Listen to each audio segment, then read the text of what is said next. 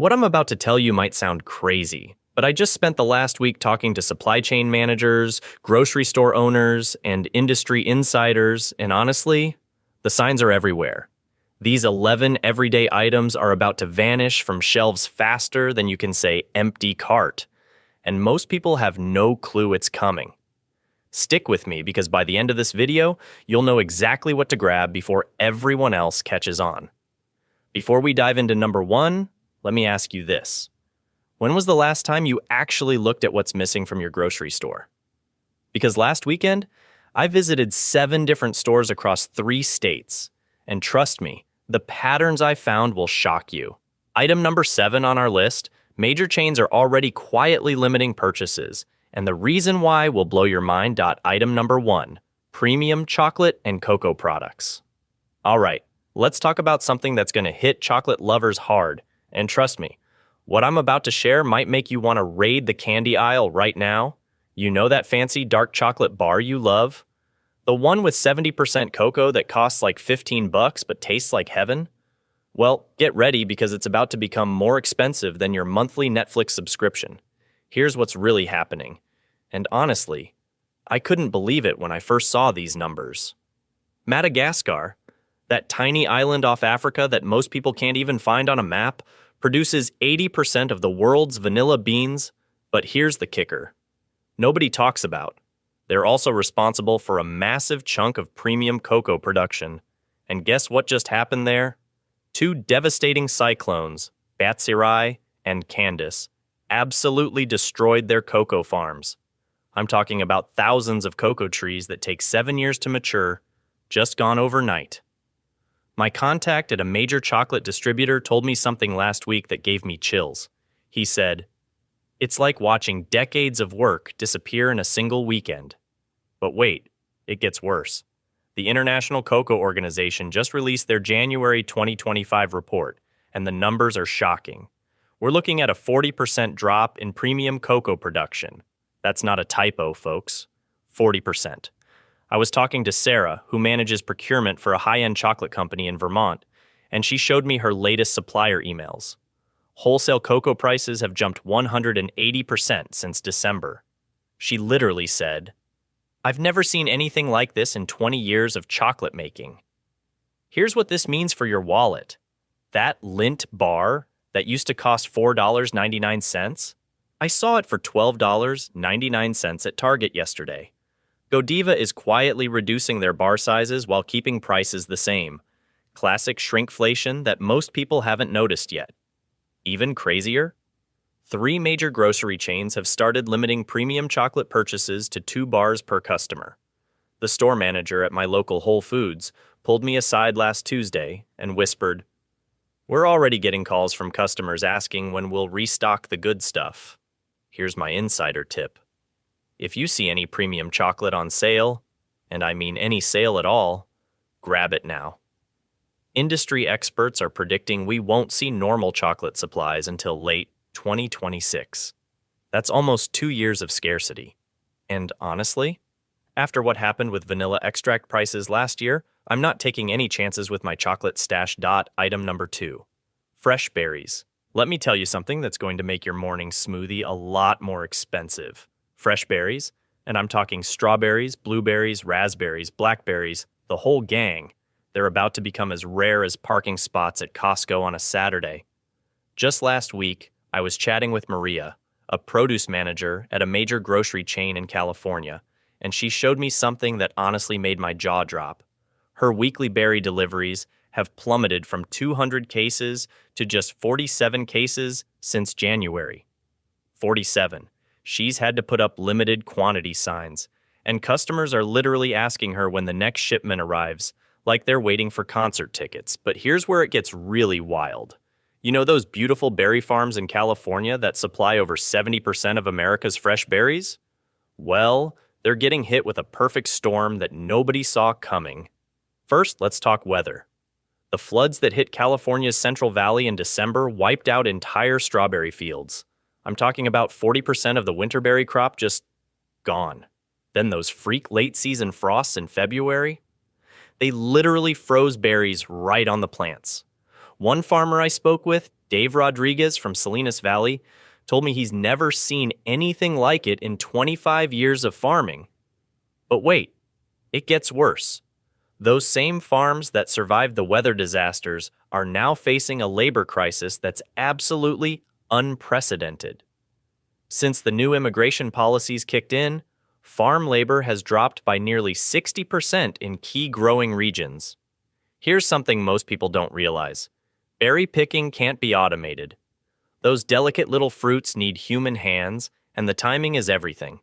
Miss the harvest window by even a few days, and the entire crop is worthless. I just got off the phone with an industry insider who told me, and this hasn't hit the news yet, 3 major berry distributors are already warning grocery chains about significant supply gaps starting next month. We're talking about empty berry sections lasting weeks, not days. The crazy part? Prices have already jumped 180% since December.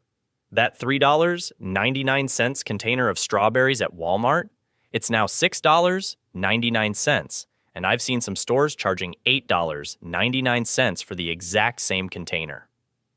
Pro tip from someone who's been tracking this. If you spot berries under $5 a container, grab them, freeze what you can't eat fresh. Because once current supplies run out, we might not see normal berry availability until late summer if we're lucky.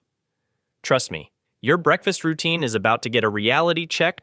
Item number 3, seafood and fish. The perfect storm. Hitting your dinner plate.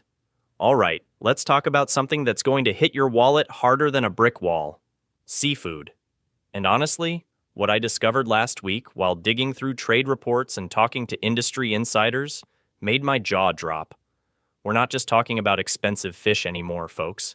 We're talking about seafood literally vanishing from shelves. Here's the shocking reality that most people have no clue about. The United States imported 769 million pounds of seafood from China in 2024. That's more than 2 pounds of fish and shellfish per U.S. resident.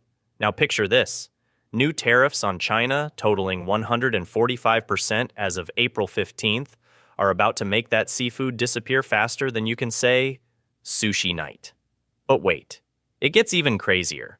I just got my hands on internal data from major seafood distributors, and guess what? Squid processors are facing a devastating 170% tariff on imports from China. That means your favorite calamari rings, they're about to become more expensive than premium steak. I'm not exaggerating. One industry expert told me that with the additional 20% tariff on top of the existing 25%, the total duty comes to 45%. That is simply too high. Here's where it gets personal. Last weekend, I visited 3 different grocery stores in my area, and the seafood departments looked like ghost towns. My friend Sarah, who manages the seafood counter at Whole Foods, pulled me aside and showed me something disturbing. Their weekly seafood deliveries have dropped by 40% since January. She literally said, "We're having to tell customers that popular items like frozen shrimp and tilapia might not be available next week." And listen to this bombshell. Tilapia, the 4th most consumed seafood in the United States, accounts for 266 million pounds of Chinese exports to the United States. With these new tariffs, we're looking at a potential wipeout of America's favorite budget-friendly fish. Industry analysts are predicting that tariffs could add an additional $1,000 to $1,200 in annual grocery expenses for the average American household. But here's the kicker that nobody's talking about. It's not just Chinese seafood getting hammered. Canada now faces 25% tariffs, and they are our 2nd largest seafood supplier, mainly providing lobster, crab, and shrimp. My cousin in Maine, who's worked in the lobster industry for 15 years, told me something that gave me chills. Lobster boat prices have already hit record highs, well north of $6 per pound, when the price is typically around $4 per pound. Some restaurants are literally removing lobster from their menus because they can't justify charging customers $40 for a lobster roll. The crazy part? Even if you find seafood, you might not want to pay for it. Fresh seafood is averaging $9.43 per pound compared to chicken at $3.07 per pound. That's more than triple the cost of chicken, and these prices are climbing every week. Here's my insider tip that most people don't know about. Right now, before the full impact hits, stock up on frozen seafood, Frozen seafood accounted for nearly half of total U.S. grocery seafood sales in 2024, reflecting a 5% year-over-year increase. It lasts for months, and you'll thank me later when fresh seafood becomes a luxury item that most families can't afford. Trust me, I've been tracking this trend for months, and the signs are everywhere. Your favorite seafood dishes are about to become special occasion treats, not weeknight dinners. Asian cooking ingredients. Item number 4 on our list is going to hit close to home for millions of Americans, and honestly, when I discovered this last week, I couldn't believe what I was seeing. We're talking about Asian cooking ingredients, soy sauce, chili crisp, sesame paste, basically everything that makes your takeout actually taste good.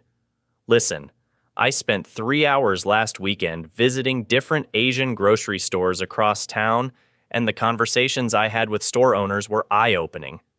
Willie Wang, who manages Hong Kong Supermarket in Manhattan's Chinatown, pulled me aside and said something that gave me chills. What can we do? It's not our fault.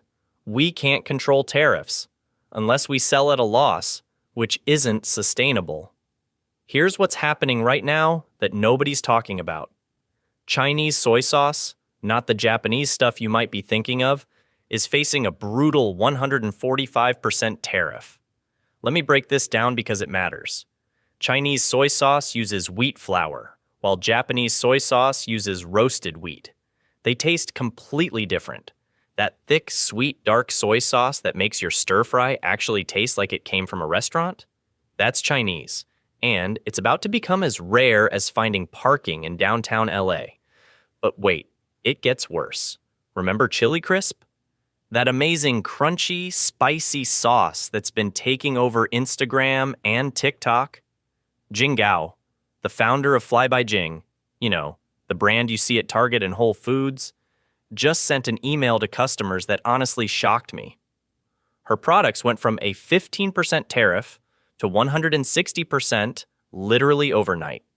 She told me directly, "We can't manufacture our product in America without basically bringing all the component ingredients to America in their individual forms, which would be completely cost inefficient." Here's the thing most people don't understand.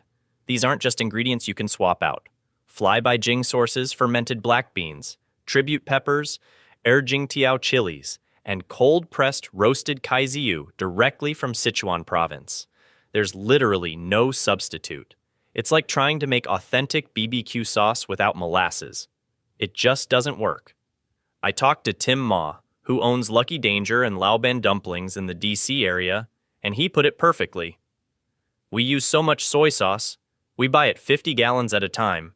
Any fluctuation, and we'll feel it." His restaurants are already having to switch between different brands, and customers notice immediately. And here's where it gets really personal. I visited Po Wing Hong grocery store right after, and you could feel the tension in the air. People were stockpiling. I saw one woman with 3 bottles of dark soy sauce in her cart, and when I asked her about it, she said, "My grandmother's recipes won't taste the same with anything else." The sesame paste situation is even crazier. Chinese sesame paste, not tahini, which is totally different, is made from a specific variety of sesame grown in Xinjiang and deeply toasted. It's what makes dan dan noodles actually taste like dan dan noodles. But with tariffs hitting triple digits, some specialty stores are already telling customers they might have to switch to inferior substitutes. Here's what really gets me. This isn't just about expensive ingredients for fancy restaurants. These are staples in millions of American kitchens. The irony is mind-blowing. Just as Asian ingredients were becoming mainstream, just as your local Walmart started carrying chili crisp, tariffs are pricing entire cultures out of reach. Smart shoppers are already adapting. Stock up on your essentials now while current inventory is still available. Look for Japanese alternatives for soy sauce, brands like Yamasa and Kikkoman that are brewed right here in California and Wisconsin. And if you see authentic Chinese ingredients at normal prices, honestly, grab an extra bottle.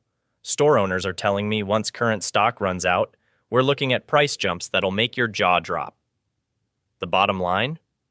Your favorite Asian recipes might taste different in 6 months, and it won't be the chef's fault. Item number 5.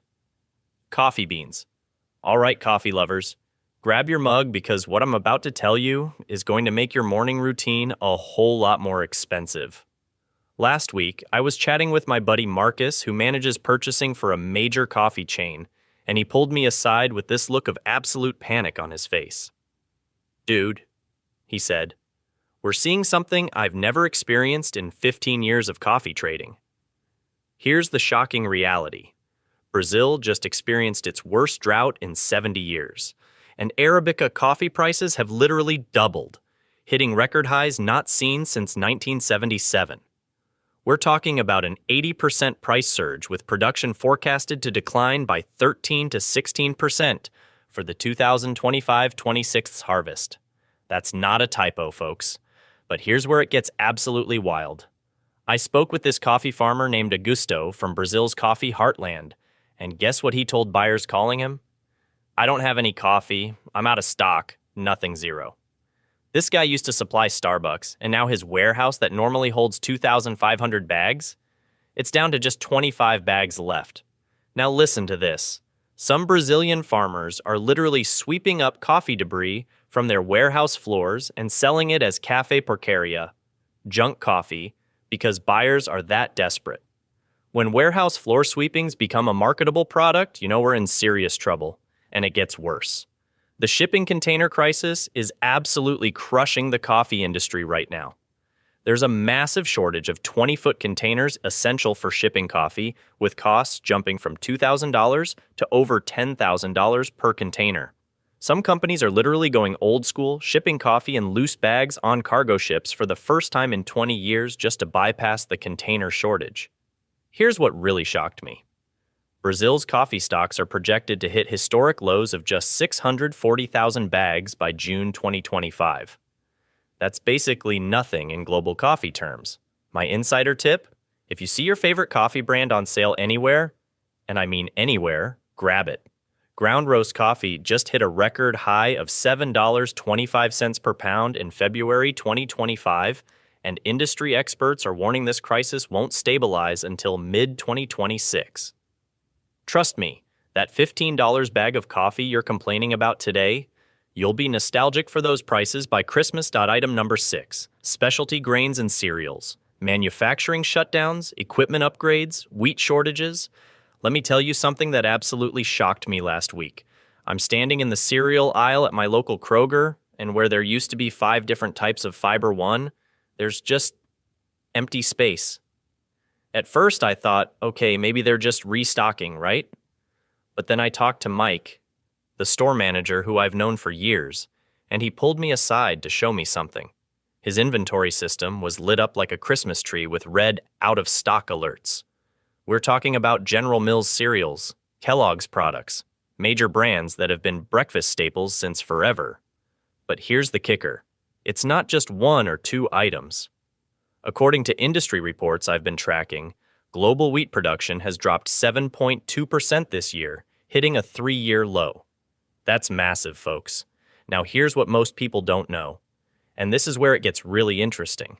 3 major cereal manufacturing facilities are currently shut down for what companies are calling critical equipment upgrades. I actually spoke with someone at General Mills last Friday. Can't name names, but they confirmed their Minnesota plant is operating at just 60% capacity. Picture this. The facility that normally pumps out enough cereal to fill 100 Olympic-sized swimming pools every month, yeah, someone actually calculated that, is now running on skeleton crew. But wait, it gets worse. Remember when we had that brutal cold snap that hit the Midwest? That wasn't just uncomfortable weather. It destroyed wheat crops that supply the cereal industry. We're looking at 35% to 45% crop declines compared to last year. My cousin who farms in Nebraska told me he's never seen anything like it in 20 years of farming. Here's your insider tip. If you spot Frosted Flakes, especially those family-sized boxes, grab them now. Major retailers are already implementing purchase limits, and some brands like Fiber One are expecting stock to return to normal levels only by late 2025. Trust me, I learned this the hard way when my kid's favorite cereal disappeared for months. Item number 7, vanilla extract. Madagascar crisis continues, 80% price increases, purchase limits starting. And speaking of disappearing acts, let's talk about that little brown bottle hiding in your baking cabinet. Vanilla extract. You know, the one you only think about during holiday baking season?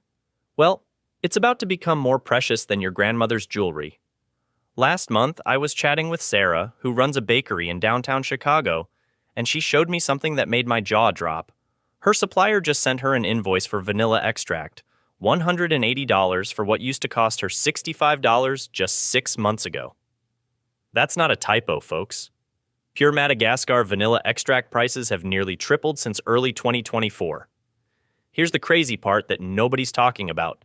Madagascar supplies 80% of the world's natural vanilla, and with President Trump's proposed 47% tariffs on Madagascar exports, American buyers are literally panic ordering right now. I called 3 different specialty food importers yesterday, and all of them told me the same thing. Orders have surged 300% in just the past 2 weeks. But it's not just about tariffs. Cyclone Gamain absolutely devastated Madagascar's vanilla-growing regions earlier this year, with some experts predicting the harvest could be cut by 50%. Picture thousands of delicate vanilla pods stripped right off the vines by torrential rains and hurricane-force winds.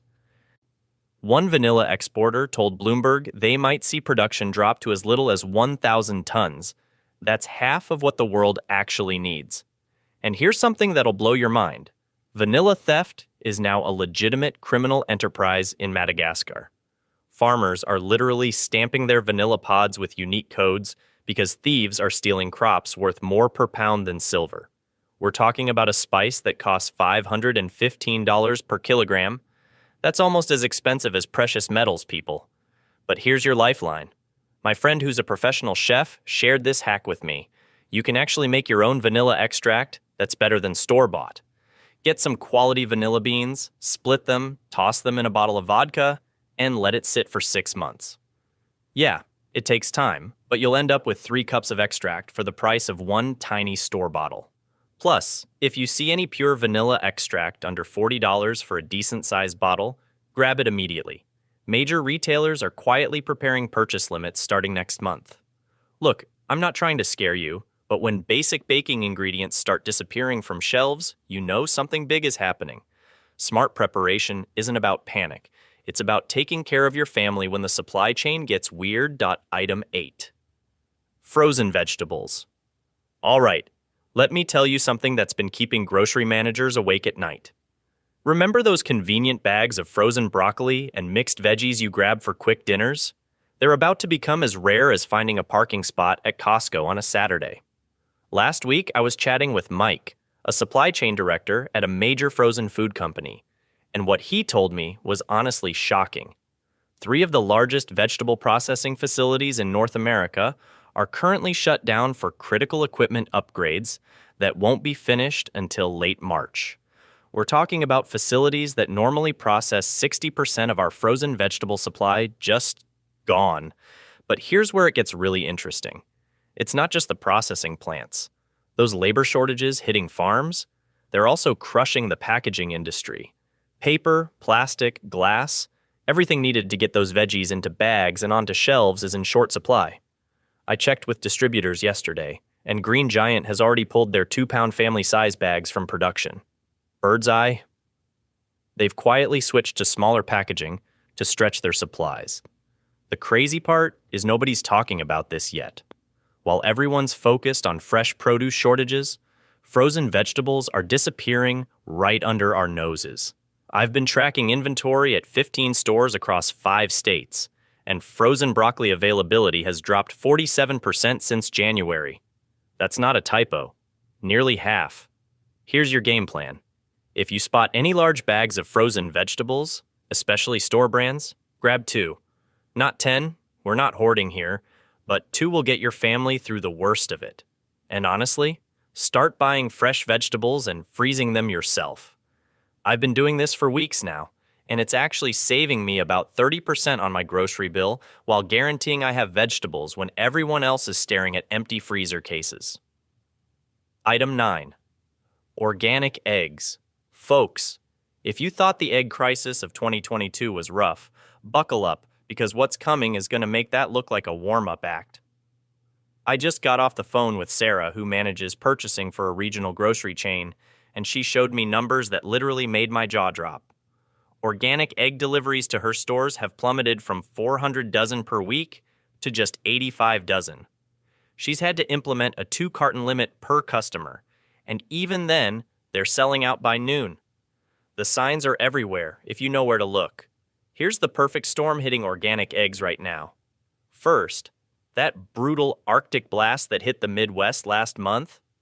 Organic hens are like the divas of the poultry world. They basically go on strike when temperatures drop below 20 degrees. Production dropped 38% compared to last January, and we're still feeling those effects. But wait, it gets worse. Remember how organic feed was already expensive? Well, those same freezing temperatures destroyed massive portions of organic corn and soy crops. I spoke with Dave, a third-generation organic feed supplier in Iowa, and he showed me price sheets that made me spit out my coffee.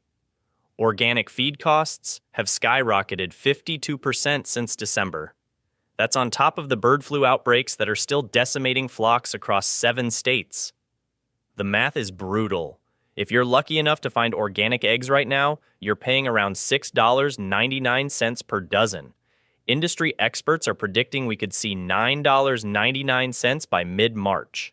I've already seen Whole Foods limiting purchases to 1 carton per customer in 3 different locations. Pro tip from someone who's been tracking this: if you spot organic eggs under $7, don't walk, run. And here's something most people don't know. You can freeze beaten eggs in ice cube trays. Each cube equals about 1 egg, and they'll stay good for up to a year. Item 10, specialty baby formula. Parents, grab your coffee because this next one is seriously important, and I'm going to give you the inside scoop that mainstream media isn't covering yet. Remember that baby formula nightmare we all lived through? Well, there's a new chapter coming, and it's specifically hitting the specialty formulas that babies with sensitive tummies desperately need.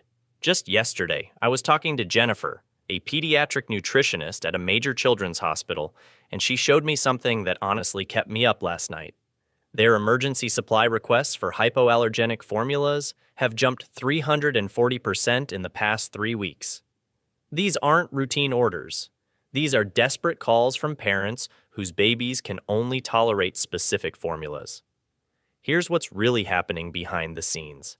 Abbott Nutrition just announced they're shutting down their main specialty formula facility for what they're calling critical safety upgrades. Now, don't panic. These upgrades will actually make formula safer than ever. But here's the catch.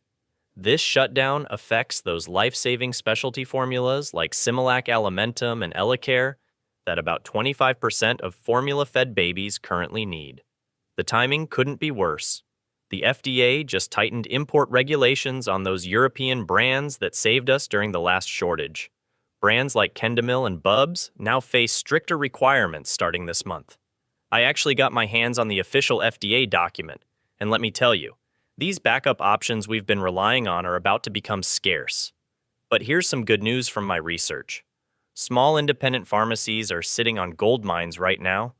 I checked 50 local pharmacies across 5 states, and 72% still had steady supplies. Why? Because everyone's too busy panicking at Walmart and Target. Call your pediatrician's office too. They're creating priority lists for parents who need specific formulas, and most people don't even know to ask. Item 11, cooking oils. Let's wrap up with something that might surprise you. Cooking oils. And trust me, this shortage is going to hit every single person watching this video because oils touch literally everything we cook. Last month, I was talking to Susan, a purchasing manager at a major grocery chain, and she pulled me aside to show me something shocking on her computer screen. Her weekly oil deliveries have dropped from 200 cases to just 78 cases. She's already started rotating which oils she stocks each week because she simply can't get everything anymore. Here's the perfect storm brewing. Those shipping container shortages that crushed coffee supplies, they're absolutely devastating cooking oil imports too. Shipping costs for oils have jumped 280% since November. That's not a typo, folks. Millions of gallons of cooking oil are literally sitting at ports because shipping companies are prioritizing higher value cargo. But wait, there's more.